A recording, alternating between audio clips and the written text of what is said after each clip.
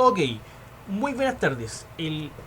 La clase de hoy tiene por propósito ver la valorización contable de las inversiones financieras, de lo cual es importante ver que hay 4 escenarios para valorizar una inversión. Hoy vamos a profundizar el escenario de la influencia significativa, enfocado principalmente a la combinación de negocios, pero es importante mencionar el límite o el alcance del cual nos estamos moviendo el día de hoy. Primero, pueden haber inversiones con control, pueden haber inversiones con control conjunto, pueden haber inversiones con influencia significativa o pueden haber otras inversiones, de lo cual cada tipo de escenario tiene una NIC o una NIF que lo regula. Por ejemplo, si nosotros estamos hablando de control, tenemos que aplicar la NIF número 3 de combinación de negocios, la NIC número 27 de consolidación de estados financieros y la NIF número 10 también de consolidación de estados financieros. Si nosotros hablamos de un control conjunto, el método a utilizar va a ser la consolidación proporcional, donde se va a regular por la NIC número 31 de negocios conjuntos. Y si nosotros tenemos una inversión con influencia significativa, se va a utilizar el método de puesta en equivalencia, cuya norma que regula ese escenario es la NIC número 28. Y en el caso que yo tenga otros tipos de inversiones que no cumplan con ninguno de los 3 mencionados anteriormente, se van a valorizar al valor razonable, lo que nosotros denominamos valor justo o fair value bajo su sigla en inglés, cuya NIC es la 39 y que también se ve relacionado con la norma internacional de información financiera número 9. ¿Okay? En un primer lugar, para determinar qué tipo de inversión en la que voy a utilizar yo, se va a ver en un primer lugar, como reitero, bajo los porcentajes de participación, en donde si yo tengo un porcentaje de 0 hasta un 19 y fracción de por ciento, eso medido la cantidad de acciones, significa que yo no tengo influencia, y si no tengo influencia estoy en el cuarto escenario, en donde en ese caso yo me voy a ir por la NIC número 39 y significa que mis inversiones financieras son adquiridas con fines de especulación, o sea, comprar barato, esperar que suba y cuando suba lo vendo caro. Ese es el propósito.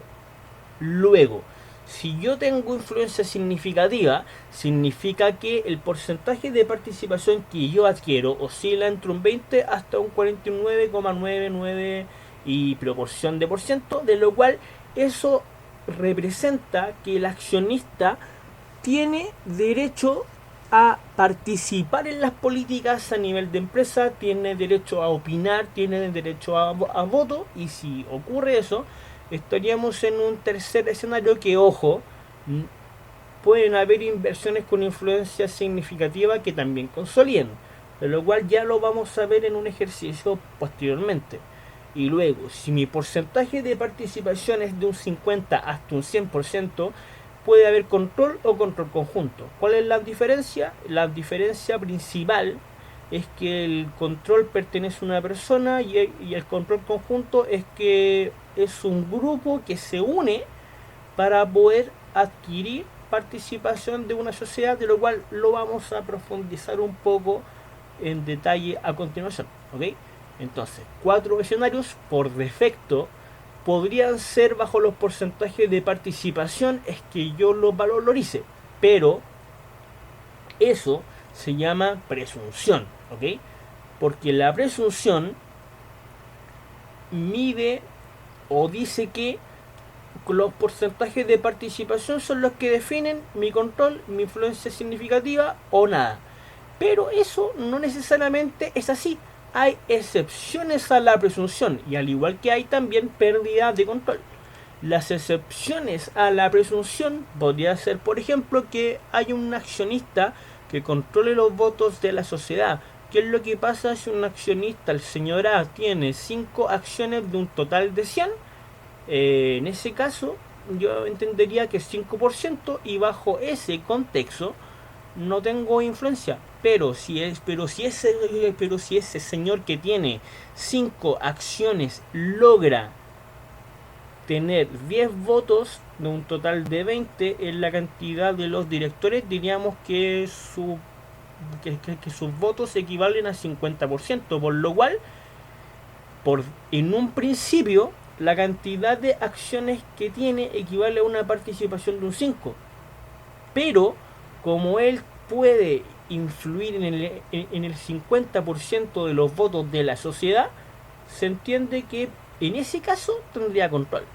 Podríamos hablar de influenciar las políticas. ¿Qué es lo que pasa si un accionista tiene la facultad de manejar las políticas, de poder modificar políticas, de poder incluir políticas, indiferente de su porcentaje de participación? También podría asumir que él tiene control. También en el concepto de asignación de directores, ¿qué es lo que pasa si el accionista tiene la capacidad de tener una mayor cantidad de directores que los demás? Por ejemplo, el mismo accionista que tiene el 5% de participación es capaz de elegir 2 directores de un total de 3.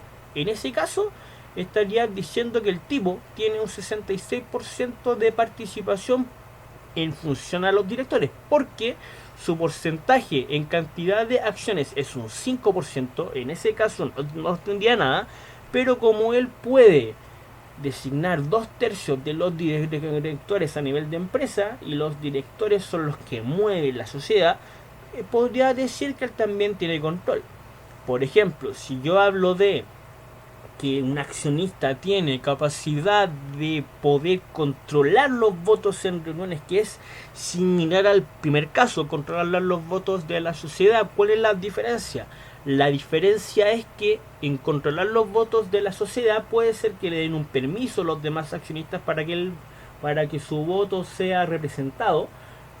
Y en el cuarto punto no puede ser necesario, sino que se toma una jurisprudencia de que en hechos pasados, en hechos empíricos, se ha visto que este accionista puede controlar en la misma reunión la cantidad de votos. Si pasa eso, también podría tener control. Y hay un tema que es súper sensible, que es el control potencial, en donde ustedes saben que en inversiones también hay un instrumento financiero que se llaman las opciones, y opciones sobre acciones, de lo cual hay una opción que es la opción call, en donde el accionista tiene derecho a adquirir acciones a un valor strike, a un valor transado, y en ese caso él tiene el derecho a comprar las acciones a ese precio, y es obligación de el poseedor de las acciones de vender su participación en ese precio. Si hay alguien que tiene la cantidad de opciones pero no las acciones, dependiendo de los casos, también se podría entender que tiene control. Todo esto cabe destacar que se podría perder. ¿Bajo qué caso? Y ahí nace el concepto de pérdida de control. Se podría perder, por ejemplo, cuando el gobierno influye en esta empresa, como se ve en los países, por ejemplo, Venezuela, o que mi empresa se expropie por un ente gubernamental. Hay una pérdida de control. Podría ser que los mismos accionistas decidan que este sujeto no tiene, o sea, no debería tener control, y dependiendo de los casos también se entiende que el control se pierde. O sea, son casos puntuales, pero en esos contextos yo podría tener control no asumiendo la presunción, y aparte de eso mi control se puede perder. Por lo cual, tema para poder recapitular: el control por defecto o por presunción es que yo tengo desde un 50 hasta un 100% de participación. Si pasa eso, debería consolidar, pero al ser una presunción no necesariamente es así. Dependiendo de estos casos, yo podría evaluar que yo tenga control, no necesariamente teniendo la misma cantidad de acciones. Primera parte. Luego, nosotros hablamos de una influencia significativa, en donde se entiende que la influencia significativa también tiene una presunción. La presunción de una influencia significativa es que el tipo tiene entre un 20 hasta un 49 y fracción de porcentaje. En ese caso, el tipo tiene derecho a votar, tiene derecho a voz, pero su derecho es menor a alguien que tenga el control, porque alguien que tenga el control se entiende que tiene una capacidad mayor de directores, una capacidad mayor de votos, una capacidad de poder influir en mayor grado en las políticas, pero alguien que tiene influencia significativa sí puede opinar o tiene derecho a voz en una sociedad, ¿ok? Y en ese caso, al igual que hay una presunción, también podría haber excepciones que serían las mismas que en el control. O sea, si alguien puede controlar los votos de la sociedad, mismo caso, el tipo que tiene por defecto 5% de participación, pero el tipo de los 10 votos que se designan por reunión, el tipo decide o puede tener 3 votos. En ese caso, yo diría 3 sobre 10 es un 30%. Bajo este modelo, habría influencia significativa porque el tipo puede influir en un 30% la toma de decisiones a nivel de empresa, pero no necesariamente su porcentaje de participación se da derecho a tener una influencia significativa. Podría ser, por ejemplo, que el tipo pueda asignar a 3 directores de un total de 10 y teniendo un 5% de participación, se entiende en ese caso que el tipo tiene influencia en la asignación de directores, menor que alguien con control, pero sí tiene derecho a eso. Bien, entonces en ese caso hay presunción de que existe una influencia significativa y la influencia se puede perder, pero por supuesto, al igual que pueden haber casos dependiendo el contexto, de lo cual el control se pierda, o sea, indiferente tenga cualquiera de estos 5 casos, mi control se pierde, bueno, también con la influencia significativa puede pasar.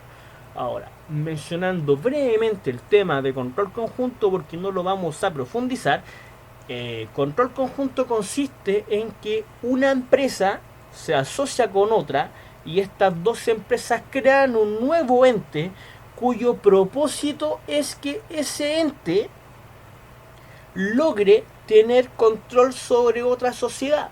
Podría ser que, por ejemplo, el alumno A se junte con el alumno B. En ese caso, ellos dos van a poner 100 cada uno, forman un negocio que tiene 200 y si yo lo viera en una contabilidad básica, diría, bueno, el capital del negocio conjunto, lo que está en un círculo, equivale a un capital de 200, que fue lo que aportó cada uno, 100 para el alumno A y 100 para el alumno B, un capital de 200, y caja fueron 200, asumiendo que el aporte fue en efectivo.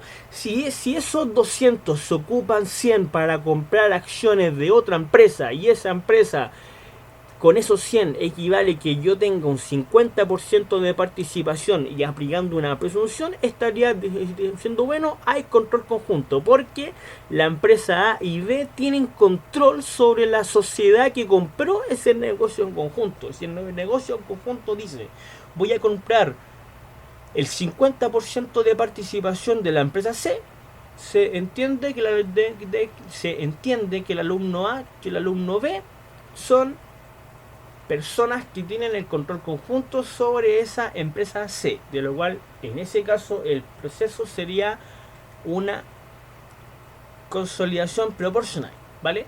Pero el tema que vamos a ver hoy es combinación de negocios, normado en la NIF número 1, de lo cual por concepto se entiende que es una participación que un accionista adquiere y que esa participación no es con fines de especulación financiera, sino que es con fines de permanecer en mi empresa. En ese caso, yo estaría hablando que una combinación de negocios consiste en que alguien tiene más del 20% hasta un 100%, y en ese caso la valorización de esa inversión no va a ser a valor justo, sino que la valorización de esa inversión trata de utilizar un método que se llama el método de adquisición.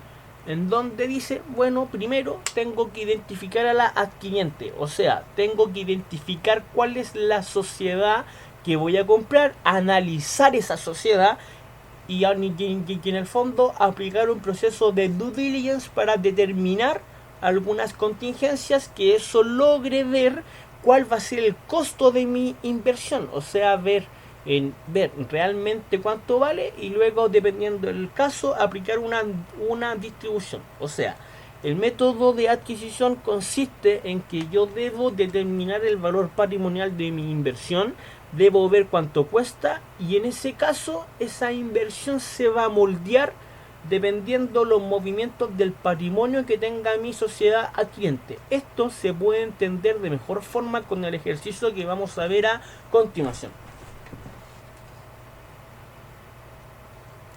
Entonces, en este caso vamos a ver un ejercicio de lo cual es una sociedad que vamos a llamar la inversionista, o sea, es la sociedad que desembolsa efectivo para comprar acciones sobre otra.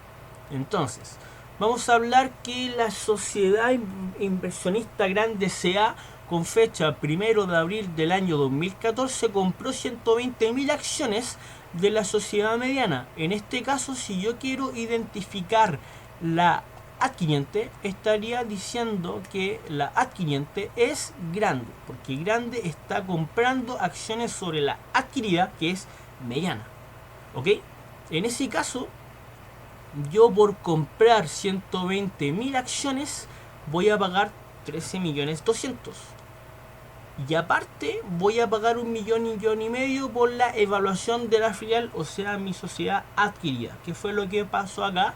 La sociedad grande pagó 13.200.000 para comprar 120.000 acciones de la sociedad mediana, pero tenía que evaluar el balance, tenía que ver cuánto era la valorización del costo. Y en ese caso, ¿qué fue lo que hizo la sociedad grande? Dijo, bueno, voy a contratar a una consultora que haga un proceso de due diligence, y por ese proceso de due diligence va a pagar 1,5 millones más. Cabe destacar que a la fecha de la inversión, o sea, a la fecha 1 de abril, la inversión de mediana se encuentra, o sea, el capital de mediana se encuentra totalmente suscrito y pagado. O sea, esos 7 millones son acciones suscritas y pagadas. Y en ese caso, las acciones son 150.000. O sea, dentro de esos 7 millones está constituido por 150.000 acciones. Quiere decir lo siguiente. Quiere decir que la sociedad, en un primer lugar, adquiriente, es la sociedad grande SA, que esta sociedad adquiere 120.000 acciones de la adquirida, que la adquirida va a ser la sociedad mediana SA, y la participación de mediana SA son 150.000 acciones, por lo cual con esto yo puedo determinar un primer factor, que es cuánta participación tiene adquiriente, o sea, que la adquiriente sobre la adquirida, o sea, cuánto porcentaje de participación tiene grande sobre mediana. En ese caso, si yo tomo los 120 y lo divido en 150.000, van a ver que que el porcentaje de participación es un 80%, y en ese caso se entiende que grande sobre mediana tiene un 80% de participación, por lo cual tiene control, y en ese caso debería consolidar, pero por el momento vamos a ver solo la combinación de negocios, ¿vale? Por lo cual, primer dato que me sirve, 80, o sea, que tiene un 80% de participación, ¿ok? Luego cuando yo veo esto, me voy a la parte que dice valorizar el costo. O sea, en el fondo quiero ver primero cuánto fue el valor o lo que me costó, mejor dicho, quiero ver lo que me costó adquirir el 80% de Mediana SA. En ese caso, yo digo, bueno, lo que me costó adquirir el 80% de Mediana es 13.200.000, que es lo que yo compré, pero aparte la NIF número 3 menciona que cualquier costo asociado necesario para la generación de una valorización también va a ser parte, por lo cual yo debo decir que debo analizar 1,5 millones, que en ese caso es lo que me costó evaluar mi sociedad. Por ende, lo que me costó adquirir el 80% de la sociedad mediana es 14.700.000. Primera cosa, ¿ok? Luego, cuando tengo esto, debo analizar el balance de mi sociedad y debo ver cuál es el patrimonio que mi sociedad tiene. Porque cabe destacar que en una combinación de negocios debo utilizar el método de adquisición, pero en una combinación de negocios utilizar el método de adquisición implica que contablemente la cuenta de activo, que en este caso es la inversión que yo adquiero, se valoriza a valor patrimonial. ¿Ok? ¿En qué consiste el valor patrimonial? Consiste en que yo voy a tomar el patrimonio de la filial y sobre eso lo multiplico por el 80% y en un principio eso sería el valor de mi inversión. Visto en este caso, yo si veo el balance de mediana, diría, bueno, las cuentas de patrimonio son capital, reservas, utilidad acumulada y utilidad del ejercicio. Entonces, ¿qué digo? Tomo capital, que en este caso capital tiene un valor de 7 millones. Tomo reservas, que reservas tiene un valor de 2 millones. Tomo utilidad acumulada, que en ese caso la utilidad acumulada tiene un valor de 1,5 millones. Y tomo el resultado del ejercicio, que tiene un valor de 3 millones. Por lo cual, en un principio, el patrimonio de la filial o el patrimonio de la adquirida o el patrimonio de mediana tiene un valor de 13 millones y medio. Pero hay un alcance ahí. En un principio, el valor patrimonial debería ser tomar los 13 millones y medio, multiplicarlo por el 80% y eso es el valor de mi inversión. Pero ¿qué es lo que pasa? Lo que pasa es que debo valorizar el costo, o sea, la sociedad, que en este caso es grande, evalúo la inversión de la filial, evalúo su balance y en ese caso si yo evalúo o hago un proceso de due diligence, en este caso debo identificar si las partidas que componen el estado financiero están bien valorizadas o no. ¿Cuál es el impacto en eso? El impacto es que si hay una partida de activo mal valorizada, el patrimonio se va a ver variado, porque hay un tema que es la ecuación del inventario, donde saben que el activo está compuesto por la suma del pasivo más el patrimonio, por lo cual si hay una diferencia en la valorización del activo, mi activo cambia, por lo cual mi patrimonio también cambia, y si cambia mi pasivo, el efecto es el mismo, por lo cual grande, al pagar 1,5 millones a una consultora para evaluar que esté bien registrado el activo y el pasivo y el patrimonio de mediana, significa que tiene que ver si hay contingencias. En este caso, las contingencias se las entrego acá. Dice, bueno, miren, a ver, antecedentes. El resultado de la evaluación es el siguiente. ¿Qué pasó? Ocurrieron contingencias, por lo cual vamos a crear otra viñeta en donde vamos a registrar las contingencias que tenga en este caso.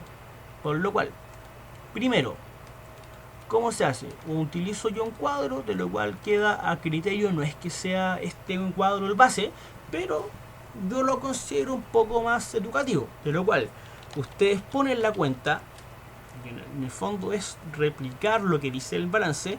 Esta cuenta ustedes toman según balance o según lo que dice la sociedad, un valor contable. Ustedes luego determinan cuál es el valor correcto, que lo vamos a llamar valor corregido para que no suene tan chocante. Luego van a tener una diferencia y sobre eso van a ver en el fondo el impacto que tiene esa diferencia en patrimonio. ¿Ok? Por lo cual, primero, ¿qué se descubrió? Se descubrió que las existencias se encuentran subvaluadas en un 10%. O sea, estos 6 millones, son 6 u 8, son 8, perdón, 8 millones. Esos 8 millones están valorizados al 90% de lo que realmente debería estar. Por lo cual, ¿qué digo yo? Primera cuenta, existencias. En el balance de mediana dice que tiene un valor de 8 millones, de lo cual realmente ese valor debería ser un 10% más. Por ende, aplicando una razón iterada o una regla de 3, digo, los 8 millones los multiplico en 1 para que mantenga su valor y le pongo 1 para reflejar el incremento marginal de un 10%. Por lo cual, en ese caso, yo sé que el valor corregido de esta inversión debería ser 8 millones 8. Por ende, si yo tomo el valor corregido, le resto el valor según balance, yo sé que la diferencia o el valor de la contingencia en este caso es 800.000. Y ese valor de la contingencia, como es un activo que está aumentando, si aumenta el activo, significa que este monto es mayor que ese. Y como nosotros tenemos que tener una dualidad correcta, significa que si mi activo aumenta, el patrimonio también aumenta. Primera cosa, ¿vale? Luego, segunda cuenta, a mí me dicen que la cuenta proveedores, entonces, ¿qué vamos a poner acá? Proveedores, determinó que no se habían registrado facturas por 1,5 millones. O sea, dentro del pasivo, que son 5 millones, hay 1,5 millones que corresponde a facturas no contabilizadas. En ese caso, si hay una factura que no está contabilizada, significa que yo tengo un mayor pasivo porque tengo una mayor obligación que no está registrada acá. Por lo cual, ¿qué digo? Según el balance son 5 millones el valor de mediana, el valor corregido debería ser los 5 millones más el 1,5 millones, equivalente a las facturas no contabilizadas, y yo sé que el valor corregido debería ser 6,5 millones. Por ende, aunque suene redundante, este cuadro me entrega mucha información. Por ende, si yo resto, yo voy a saber que la contingencia en este caso es 1,5 millones. Y si aumenta el pasivo, significa que aumenta esta parte. Y si el activo se mantiene, esto tiene un impacto en el patrimonio que debería ser menor. Por lo cual, si el patrimonio debería ser menor, significa que ante el aumento de un pasivo, mi patrimonio disminuye. Luego, me dicen acá que en el análisis del activo fijo determinó que su valor estaba subvaluado en un 30%. O sea, el activo fijo dentro de esos 9.580.000 está un 30% menor del valor que debería tener. Pero ojo con el activo fijo, porque recuerden que el activo fijo tiene una cuenta que es su subyacente, tiene la cuenta que lo complementa. La cuenta que complementa el activo fijo es la depreciación acumulada, por lo cual si yo voy a ajustar mi activo fijo, la depreciación acumulada también la voy a ajustar, por lo cual, ¿cómo se hace? Así, digo, primero activo fijo, según el balance de la sociedad mediana, yo sé que tiene un valor de 9.580.000, de lo cual ese valor está subvaluado en un 30%, o sea, eso debería tener un 30% más de lo que dice el balance. Por ende, lo multiplico en 1 para que se mantenga, le pongo en coma 3 para reflejar el aumento marginal del 30%, y eso me da que el activo fijo debería estar registrado en balance en la suma de 12.454.000, lo que provoca una diferencia de 2.874.000, y si el activo aumenta significa que mi patrimonio debería aumentar, por lo cual el impacto en el patrimonio es que aumenta. Luego la depreciación acumulada como subyacente debería tener el mismo raciocinio, por lo cual en la depreciación acumulada yo digo, bueno, según el balance tiene 1.580.000, esta cuenta aumenta, por lo cual mismo caso lo multiplico en 1.3, me da un valor corregido de 2.054.000, y eso simboliza que la diferencia en ese caso es de 474.000. Ahora, fíjense bien, la depreciación acumulada es una cuenta complementaria de activo, se trata como un pasivo, y si se trata como un pasivo y aumenta, significa que el patrimonio debe ser menor, dado que el activo no varía, por lo cual si la depreciación acumulada aumenta, esto representa que el impacto en patrimonio ante el aumento de una depreciación acumulada es que el patrimonio disminuya, ¿vale? Luego, ¿qué nos dicen? Dicen, a ver, se determinó que el cálculo de intereses de los préstamos bancarios estaban errados, por lo cual se debe disminuir la cuenta en 400.000. Perfecto. ¿Qué pasó acá? Tenemos un préstamo bancario, de lo cual el préstamo bancario, según balance, tenía un valor de 3 millones. De lo cual recuerden que la valorización del préstamo es sumar el capital más los gastos de operación, el seguro de gravamen, el de cesantía, el impuesto de timbres y estampillas y todo cualquier concepto asociado, más el interés financiero. Entonces, ¿qué es lo que pasa acá? Dice que esos 3 millones es la suma del capital más interés, y también más los gastos. Pero ¿qué pasó?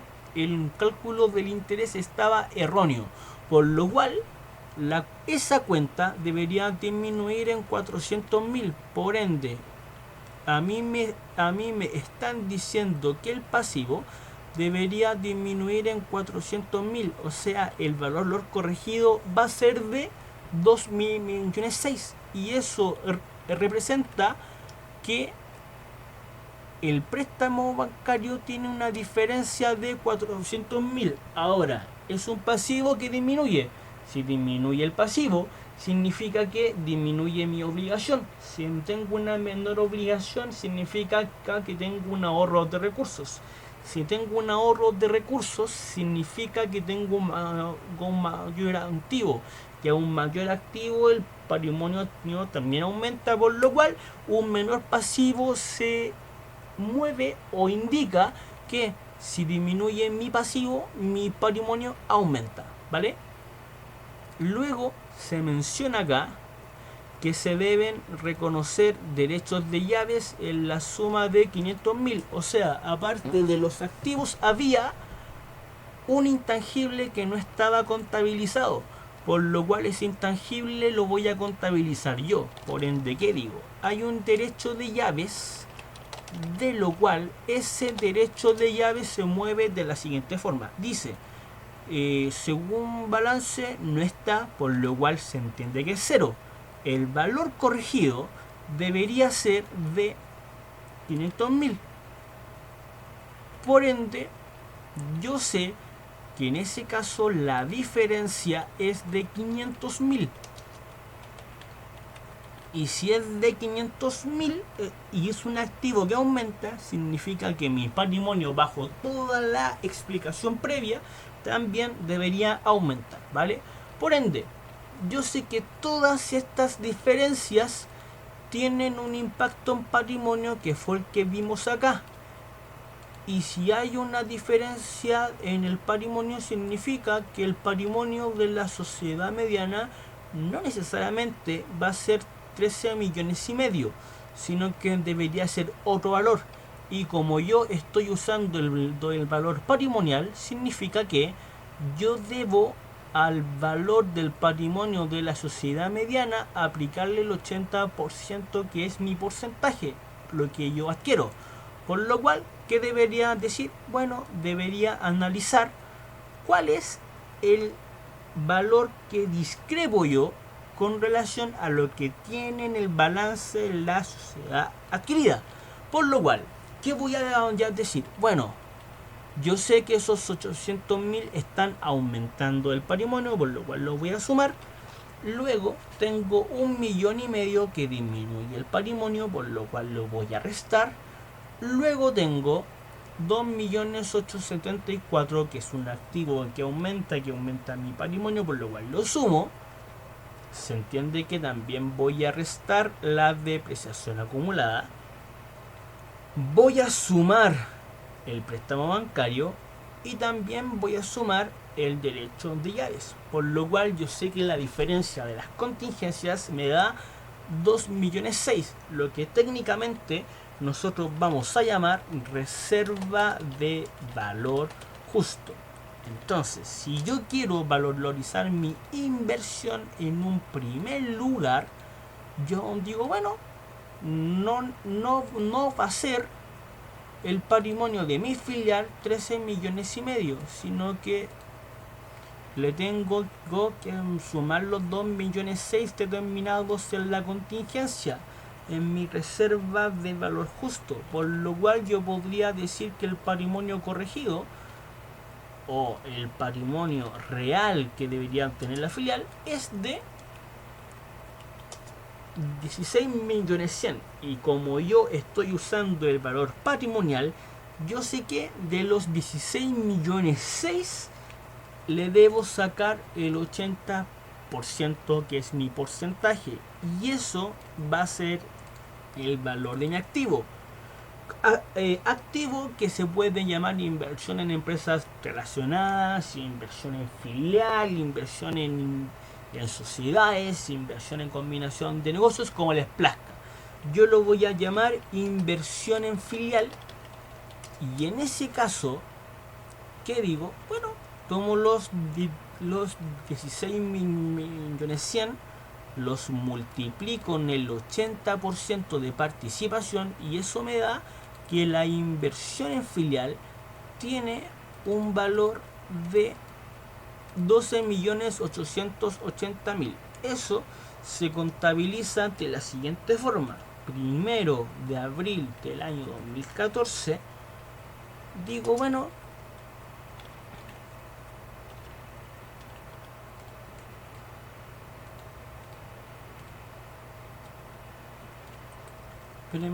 espérenme un momento, que por el tema de forma me gusta que se vea bien presentado. Aquí está.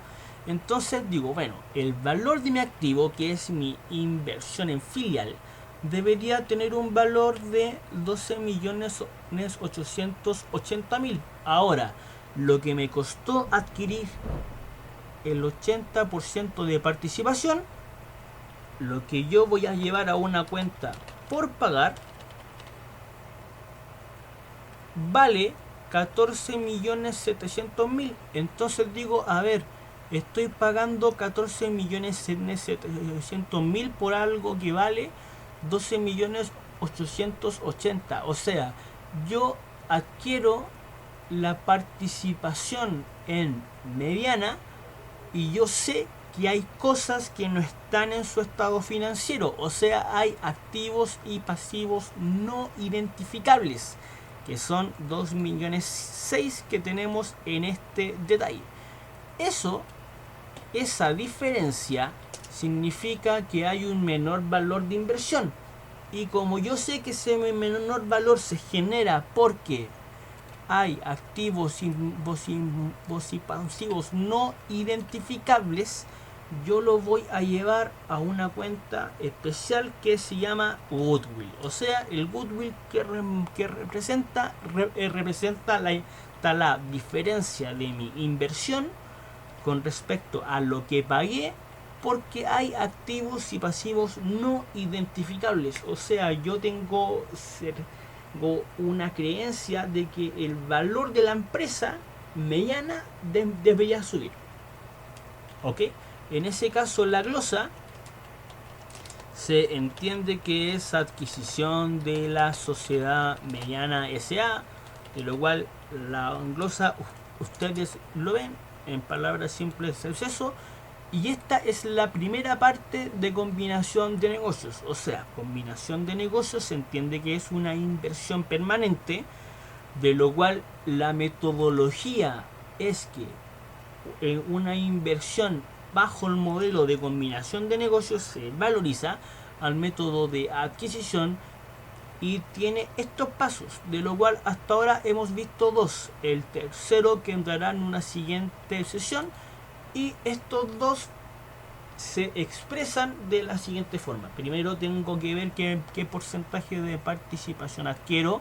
Luego tengo que ver cuánto es lo que pago realmente por la sociedad adquirida. Y luego tengo que evaluar cuál es el patrimonio de la filial. El patrimonio se entiende que es lo que dice mi balance, más cualquier contingencia que yo pueda tener con una reserva de valor justo. Por lo cual, ¿qué podríamos decir nosotros? Primera cosa es que el valor patrimonial, que es el cálculo para saber cuál es el valor de mi activo, se hace así: tomando el patrimonio según balance, sumando la reserva de valor justo y multiplicándolo por el porcentaje de participación.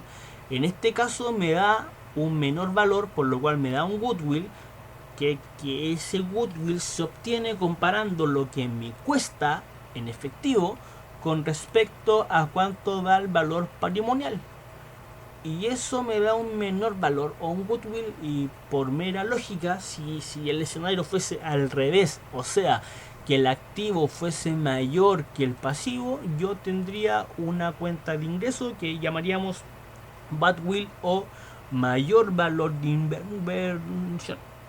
Bueno, espero haya sido una buena sesión. Cualquier duda la pueden hacer en los comentarios y nos vemos en una próxima jornada.